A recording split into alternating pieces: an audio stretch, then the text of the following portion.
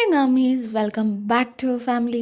ഇന്ന് ഞാൻ വന്നിരിക്കുന്നത് ഒരു സീരിയസ് ആയിട്ടുള്ള കാര്യം ഡിസ്കസ് ചെയ്യാനാണ്. ഇത് വളരെ കോൺട്രവേഴ്ഷ്യലും ഒരുപാട് പേരെ ഇമോഷണലി ട്രിഗർ ചെയ്യിക്കാനും എന്തിനേറെ പറയുന്നു ഒരു സിവിയർ കമന്റ് വാർ തന്നെ ഉണ്ടാവാൻ ചാൻസ് ഉള്ളതുമായ ടോപ്പിക്കിനെ പറ്റി പറയാനാണ്. എന്താന്നല്ലേ, the most toxic categories in army, those none other than shippers and solo stans. മറ്റേ പരസ്യത്തിലെ രണ്ട് കീടാണുക്കളില്ലേ, അവരെ പറ്റി പറയാനാണ്. യെസ് ഗൈസ്, ഫൈനലി ഞാൻ ഇതിനെ പറ്റി പറയാൻ പോവാണ്.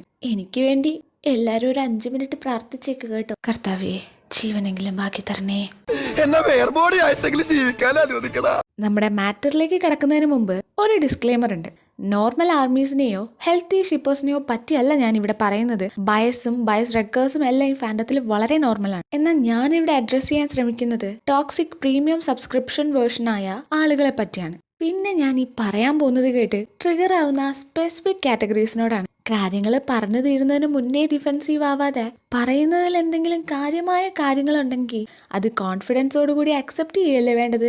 ഏത് അത് തന്നെ. ഇനി നമുക്ക് കലാപരിപാടികൾ തുടങ്ങാൻ ആരംഭിക്കാൻ.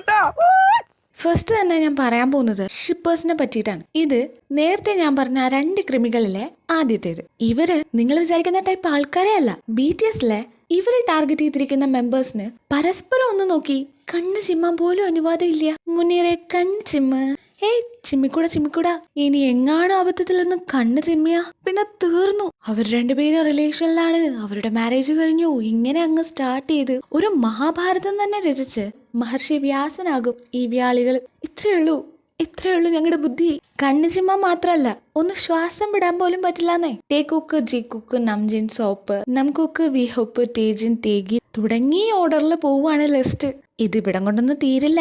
ഇതിൽ ആർമീസിനിടയിൽ ഏറ്റവും പോപ്പുലർ ആയ, എല്ലാവരും ഏറ്റവും കൂടുതൽ ഇഷ്ടപ്പെടുന്ന ഷിപ്പിംഗ് ആണ് ടേ കുക്ക് ആൻഡ് ജി കുക്ക്. അവര് റിലേഷൻഷിപ്പിലാണെന്ന് പ്രൂവ് ചെയ്യാൻ അടിയുണ്ടാക്കുന്ന സ്പെഷ്യൽ ഫാൻ പേജസ് വരെ ഉണ്ട്. അല്ല, ഇതിൽ ജെയ്ക്ക് 2 ഉണ്ടല്ലോ. അവിടെയും കണ്ടു ഇവിടെയും കണ്ടു. കുമ്പിടി. ഇന്റർനാഷണൽ പ്ലേ ബോയ് ആണെന്ന് ഒരു തവണ ആ പാവം പറഞ്ഞുപോയി. അത് ഇത്ര വലിയ തെറ്റാവുമെന്ന് പുള്ളി ഒന്നും അറിഞ്ഞിട്ടുണ്ടാവില്ല.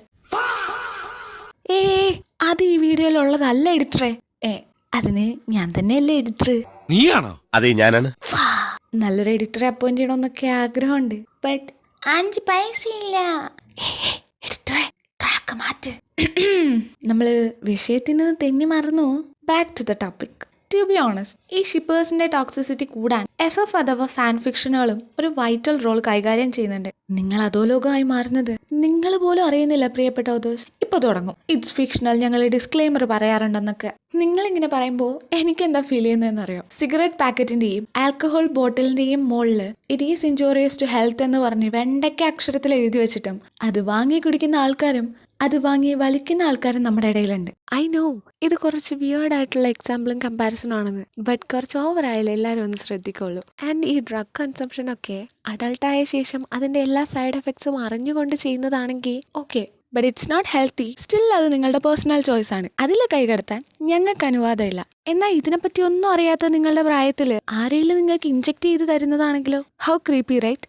നിങ്ങളിത് എത്ര ഡിസ്ക്ലെയിമർ പറഞ്ഞാലും, ഇത് ഇമാജിനറി ആണെന്ന് പറഞ്ഞാലും, ഇത് കൺസ്യൂം ചെയ്യുന്ന 90% ആൾക്കാരും കുട്ടികളാണ്. കൂടുതലും അവരിതൊക്കെ കാണാൻ തുടങ്ങുന്നത് അവരുടെ ബേബി ആർമി ഏരിയയിൽ. സോ ഇത് അവരുടെ ഷിപ്പിംഗ് ഏരിയയിൽ ഒരു പ്രധാന പങ്ക് വഹിക്കുന്നുണ്ട്. മാത്രമല്ല ഇതിന് പിന്നില് ഒരു പൊളിറ്റിക്കൽ ടാക്ടിക്സും ഉണ്ട്, ലൈക്ക് വിർച്വൽ സിംബോളിസം. ഇത് കൂടുതൽ യൂസ് ചെയ്യുന്നത് പൊളിറ്റീഷ്യൻസ് ആണ്. അവരുടെ ഇലക്ഷൻ ക്യാമ്പയിന്റെ ഭാഗമായിട്ട് മൾട്ടിപ്പിൾ ഫോട്ടോ പോസ്റ്റേഴ്സ് അടിച്ചിറക്കും. ഇത് ജനനേതാക്കളെ ജനങ്ങളുടെ ഇടയിൽ കൂടുതൽ ഫെമിലിയർ ആക്കാൻ സഹായിക്കുന്നുണ്ട്. Same goes with here. FFലൂടെ ബേബി ആർമീസിനിടയിൽ ഈ ഷിപ്പിംഗ് ടോപ്പിക് വല്ലാണ്ടങ്ങ് ഫെമിലിയർ ആകും. ഇത് ഗ്രാജുവലി ടോക്സിക് ആവുകയും ചെയ്യും. എന്നും പറഞ്ഞ് എല്ലാവരും ടോക്സിക് ആണെന്നല്ല ഞാൻ ഈ പറയുന്നത്. പക്ഷേ ഞാൻ ഈ പറയുന്നത് കേട്ട് ആർക്കേലും ട്രിഗർ ആവുന്നുണ്ടെങ്കിൽ നിങ്ങളൊരു ടോക്സിക് ഷിപ്പറാകാം. സൂക്ഷിച്ചാൽ ദുഃഖിക്കണ്ട. കൂടുതൽ ഇതിനെപ്പറ്റി ആധികാരികമായിട്ടൊന്നും പറയാൻ പറ്റില്ല, കാരണം ഞാനൊരു ഓതറാണ്, but not a shipping author. ഇനി അടുത്ത ക്രിമി അഥവാ നെക്സ്റ്റ് കാറ്റഗറി ഓഫ് പീപ്പിൾസ് വേറെ ആരുമല്ല, ദ അൾട്ടിമേറ്റ് സോളോ സ്റ്റാൻഡ്. ഈ കാറ്റഗറിയിലെ ആളുകള് അവരുടേതായ ഒരു ഡെലൂഷണൽ വേൾഡിൽ കഴിയുന്ന ആൾക്കാരാണ്. അവരുടെ പെരട്ട കണ്ണിന് ആകെ ഒരൊറ്റ ആർട്ടിസ്റ്റിനെ മാത്രം പിടിക്കൂ. സത്യം.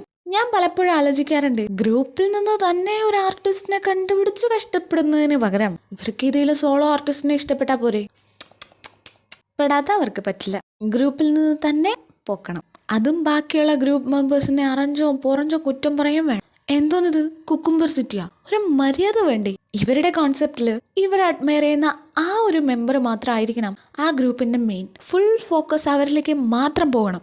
ഇനി എങ്ങാനും വേറെ ഏതെങ്കിലും മെമ്പേഴ്സിന് അപ്രീസിയേഷൻ കിട്ടിയ പിന്നെ കമന്റിൽ പോയി പൊങ്കാലയിടലായി, അറ്റൻഷൻ സീക്കേഴ്സായി, അടിയായി ഇടിയായി ഒരു ബഹളായി. പോരാത്തതിന് കമ്പയർ ചെയ്യലാണ് മെയിൻ. ഹേറ്റേഴ്സൊക്കെ എന്തിന്? ഇവറ്റാളുണ്ടല്ലോ ഒരാവശ്യമില്ലാതെ കമ്പയർ ചെയ്ത് കളയും, ഡീഫെയിമും ചെയ്യും. അതിന് അവരുടേതായ എന്തൊക്കെയോ റൂൾസ് ഒക്കെ ഉണ്ട്. എനിക്കിതിനെപ്പറ്റി കൂടുതലൊന്നും അറിയാൻ പാടില്ല. കാരണം സോളോ സ്റ്റാൻസ് ആണെന്ന് കേട്ട് കഴിഞ്ഞാൽ പിന്നെ ഞാൻ വഴിക്ക് പോകാറില്ല.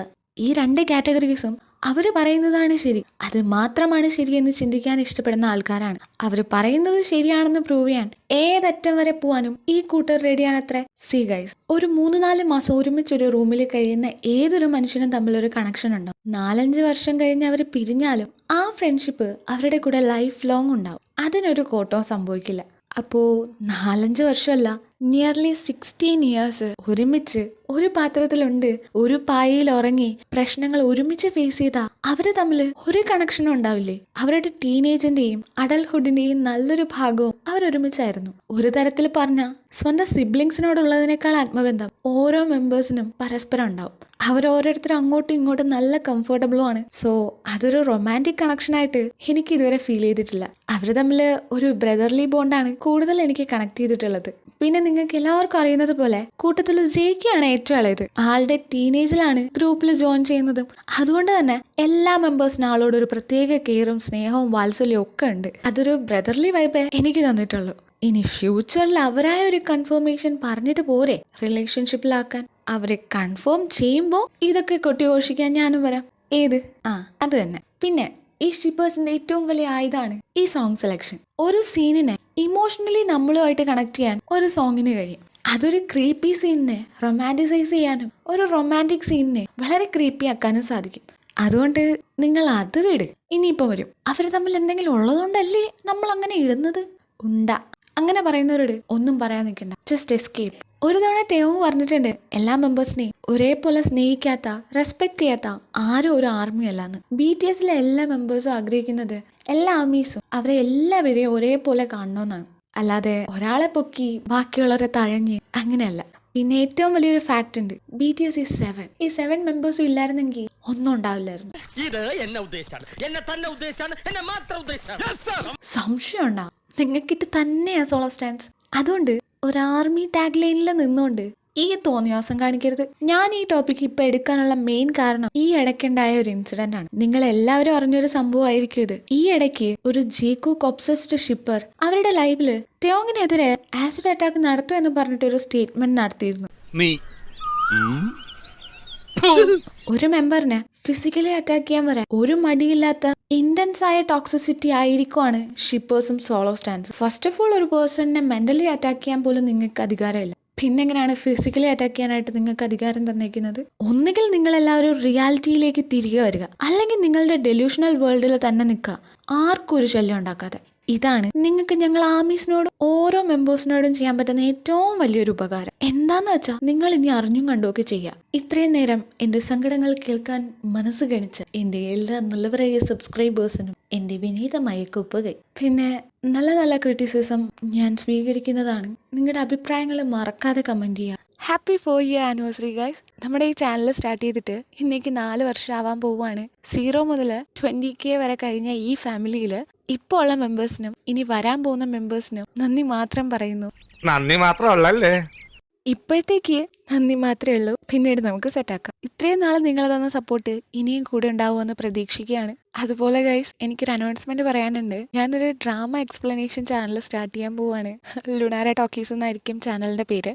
നമ്മുടെ ചാനലിന്റെ 4 year ആനിവേഴ്സറിയുടെ അന്ന് ഒഫീഷ്യലി നിങ്ങളോട് പറയുകയാണ്. ഞാൻ ഓൾറെഡി ഒരു കമ്മ്യൂണിറ്റി പോസ്റ്റ് ഇട്ടിട്ടുണ്ടായിരുന്നു, അത് കാണാത്തവരോടായിട്ടാണ് ഈ പറയുന്നത്. And I love you guys. പിന്നെ ഒഫീഷ്യലി ഒരു നോട്ടീസ് ഉണ്ട്. നിങ്ങളിപ്പോൾ ഏറ്റവും കൂടുതൽ കാണാൻ ആഗ്രഹിക്കുന്ന ഹാർട്ട്ലി റിതം FFന്റെ എഡിറ്റിംഗ് നടന്നുകൊണ്ടിരിക്കുകയാണ്.